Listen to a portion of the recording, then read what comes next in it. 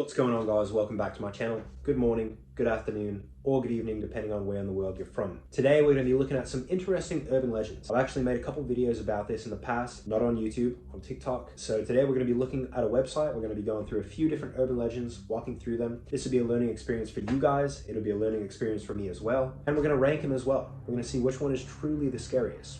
So let's get into it. Before we get fully into the video, I'm going to move you guys over there to that camera angle.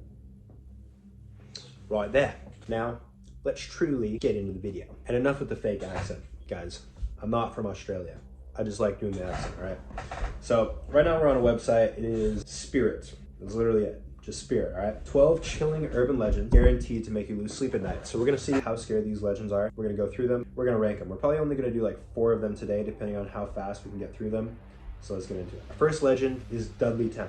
So apparently there's an eerie town in Connecticut that locals refer to as a dark vortex. Rumor has it that if any visitor steals an artifact from the area, they will have a horrible curse put on them. Moreover, visitors have reported seeing orbs of light, wolfish black shadows, and hearing disembodied voices. The Topper is a mysterious group that calls themselves the Dark Forest Association that regularly patrols the grounds. All right, so first off, Dudley Town's. This one doesn't sound too scary to me. The horrible curse, we don't get any information from this site on what the horrible curse is. So for that, I'm gonna have to deduct a few points. And also, I mean, the orbs of light thing and the shadows and disembodied voices, I feel like those are pretty typical paranormal experiences. So I don't give Dudley Town too high of a rating. I probably would rate it like a 5 out of 10 because it's only truly scary if you're actually there experiencing it, not if you're hearing about it. So that's our first one, Dudley Town. Now the second one we go over onto the site is Arizona Skinwalkers. Now this one, automatically, I kind of have a little bit of a preference towards this one being one of the scarier ones because I've actually had experiences with Skinwalkers. I've grown up on the reservation, so not really something I feel comfortable talking about, but in any event, we'll still go through it. Driving through a desolate desert at night is creepy enough. However, throw a shape-shifting half-human monster into the mix and you're bound to be scared silly. Arizona's Skinwalker urban legend has become so entrenched in the state's culture that back in 1987, when a Navajo woman was found brutally murdered in Flagstaff, the defense team said that the gruesome attack could have been only committed by a skinwalker. So initially, that's pretty terrifying, but also I feel like it's not very well written, at least with my experiences with these things and what I've heard. This one's not too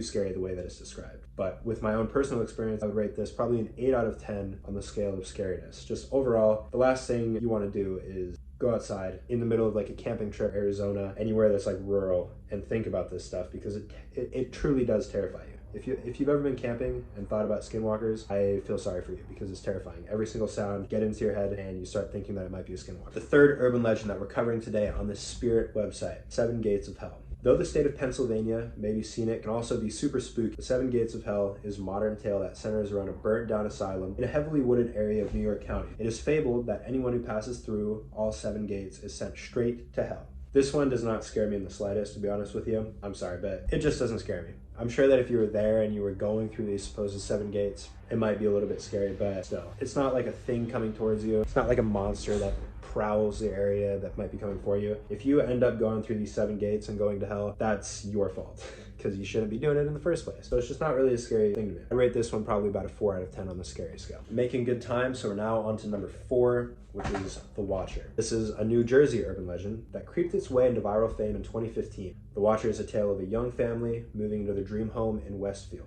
Shortly after they had settled in, they began receiving anonymous letters signed by the Watcher. The writer claimed that it was his duty to watch over the house and filled the letters with chilling lines such as, "Do you need to fill the house with the young blood I requested?" Even worse, the inhabitants of the house are still receiving creepy letters to this day. So this one is a little bit creepy. Put yourself into the family's shoes for a second. The people that have been experiencing the Watcher's letters. That sounds downright terrifying. I would never want somebody sending me letters, especially if they followed you around. This is just a one family type of thing. Just this family is receiving these letters from the Watcher. So for that, I have to give this one a 2 out of 10. Unless you're the family and you're living in that house or you're around that area, this isn't too scary of an urban legend. And we're now onto our 5th and final urban legend that we're going to be going over today until the next video where we'll cover the remaining ones. Our 5th one is a classic, Bloody Mary. One of the most famous urban legends around the world is Bloody Mary. Go into a room, turn the lights out, and look into the mirror while saying her name 3 times. Your girl Mary will then appear. At least that's how the tale goes. In the earliest versions of the tale, an unwed woman would see the face of a man she'd marry in the glass. However, if she was destined to die alone, she'd see a skull. That's pretty interesting. I did not know that. The story eventually evolved into something more sinister, where participants would see the bloody face of a woman. Do you dare summon her? So Bloody Mary is one of those things. It's kind of like the new movie, The Candyman, if you guys have seen it, where personally, I'm not too afraid of it,